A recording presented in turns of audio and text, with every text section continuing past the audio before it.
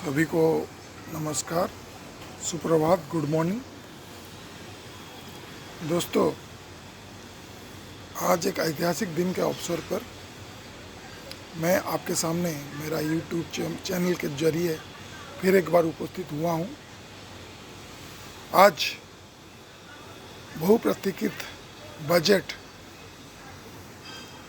बस कुछ ही मिनटों में आपके सामने माननीय अर्थ मंत्री निर्मला सीतारमण जी उपस्थापित करने जा रहे हैं। तो ये बजट के विषय के तौर पे मैं आज के वीडियो आपके सामने रख रहा हूँ। पहले चर्चा करने से ये बता दूं कि बजट जो है उसका मूल संज्ञा या बेसिक डेफिनेशन क्या होता है। बजट कॉमन टर्म में जो खर्चा का आकलन रहता है उसको बजट बोलते हैं। एक साधारण उपाय तैयारी किया जाता है। दूसरे स्टेप में मैं आऊँगा देश का बजट क्या होता है। देश का बजट का बेसिक सेंस है कि इसमें जो आर्थिक वर्ष में या पूरा वर्ष में देश में कितना खर्चा होने वाला है, कौन कौन सा विभाग में खर्चा होने वाला है, खर्चा के लिए और क्या क्या नए तौर तरीका लाया जा सकता है, पिछले साल में देश ने अर्थनीति पर क्या क्या उपलब्धि हासिल किया है और अर्थनीति के तौर पे कहाँ कहाँ से अर्थ आदाय हो सकता है या संग्रह किया जा सकता है, उसको देश का बजट बोलते हैं। देश का बजट आज उपस्थित होने जा रहा है, जिसको हर देशवासी बेसब्री से इंतज़ार कर रहे हैं। लेकिन दोस्तों, मेरे नज़रिए से मैं बता दूं कि आज के दिन में भी अपना देश अर्थनीति में पूरा स्वच्छल नहीं है। उसका बहुत सारा मुद्दा है, लेकिन आज का मुद्दा और डिस्कशन मेरे लिए और आप लोगों के लिए अलग है, तो उसमें मैं डिटेल जाऊंगा। पहला जो जीडीपी है, जिसको देश का अर्थनीति का मानदंड माना जाता है, वो आज के डेट में 6.8% है। तो मेन उत्पादन और उत्पादित चीज़ों पे ये बजट में थोड़ा ध्यान देना चाहिए, क्योंकि अगर उत्पादन बढ़ेगा वो रेशियो में इनकम भी बढ़ेगा। ये कॉमन इकोनॉमिक्स है, कॉमन मैन के लिए। सेकंड चीज़ है इनकम टैक्स, या जिसको हम आयकर बोलते हैं, जो आज का दिन में अर्थनीति का एक अहम मुद्दा है। सभी श्रेणी, सभी वर्ग, सभी प्रोफेशन, सभी कर्मचारी, व्यवसायी, व्यापारी, corporate sector professionals, government professionals, private professionals, आज के दिन में इनकम टैक्स सभी के सरों पे अजगर के जैसा मंडरा रहा है। तो आज के दिन में हर किसी को टैक्स लगता है। लोगों को लगता है इनकम बढ़ गया, सैलरी बढ़ गया, पैसा बढ़ गया।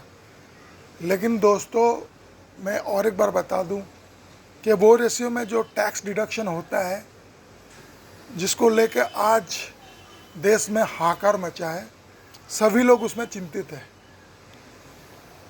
तो मेरा एक छोटा सा सुझाव यहाँ पे रखना चाहता हूँ।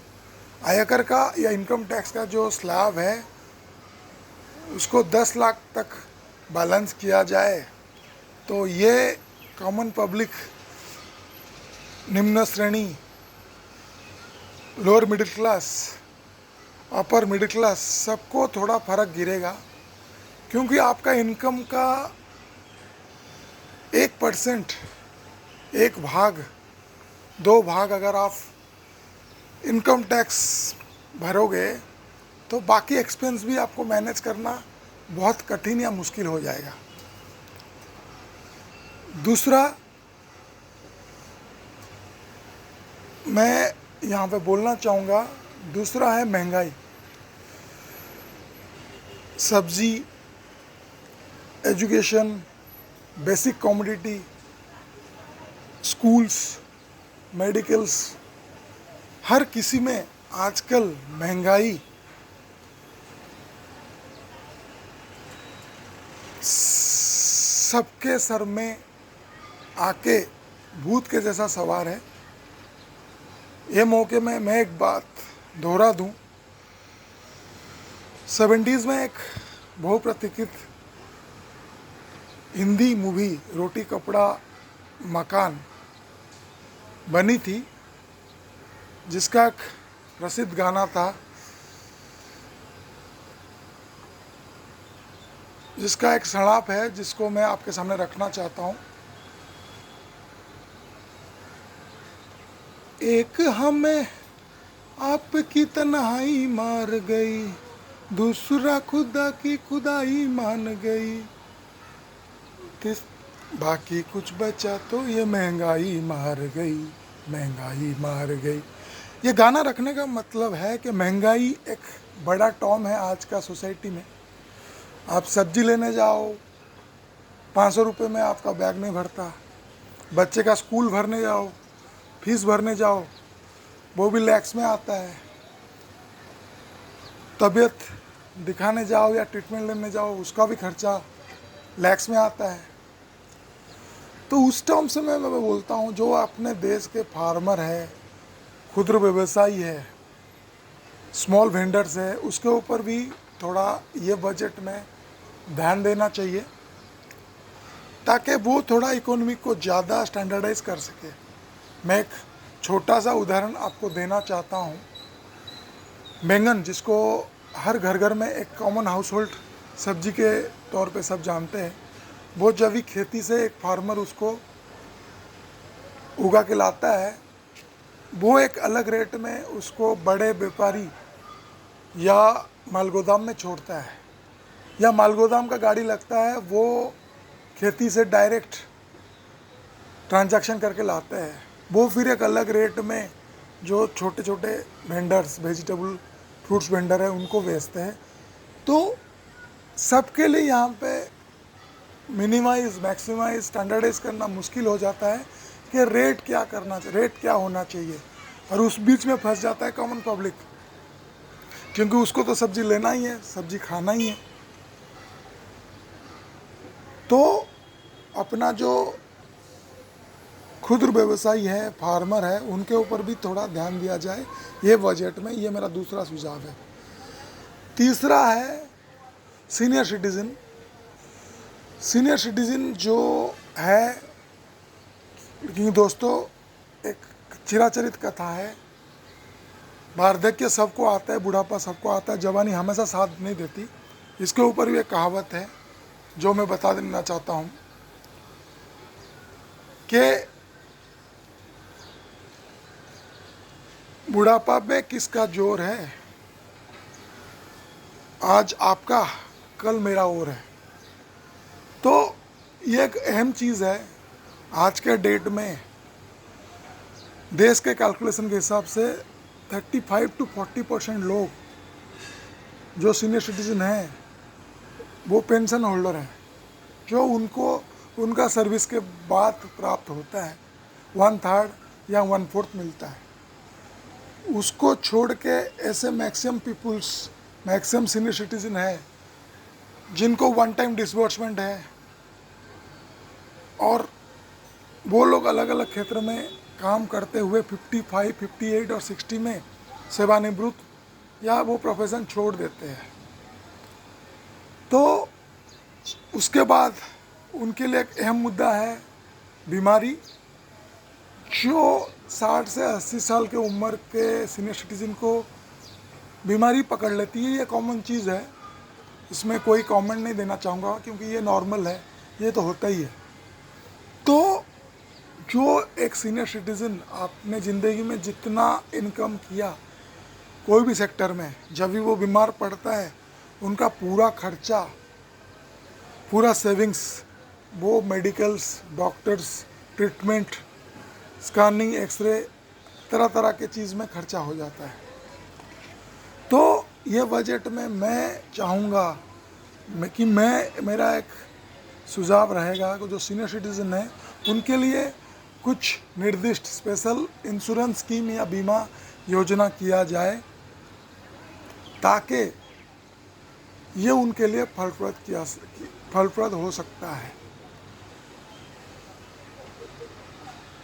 चौथा है अनएम्प्लॉयमेंट, जिसको बेकारी बोलते हैं। हालांकि भारत सरकार ने तरह तरह के प्लान प्रोग्राम किया है, लेकिन मैं समझता हूँ आज के दिन में भी बेकारी एक बड़ा समस्या है। जो हाईली क्वालिफाइड एजुकेटेड स्टूडेंट हो, पर्सन हो, वो पढ़ाई करने के बाद भी बेकारी समस्या से जूझता है। वो फाइनेंशियल प्रॉब्लम हो या कैपिटल हो, कैश फ्लो हो, तरह तरह के फैक्टर रहता है, इसके लिए वो कुछ कर नहीं सकता। तो इसके ऊपर भी ये बजट में कुछ रहना चाहिए। तो आशा करता हूँ ये जो बजट अभी उपस्थापित शायद हो गया है, तो सब श्रेणी, सब कैटेगरी, सब बच्चों से लेके बूढ़ों तक, माँ से लेके बहन तक,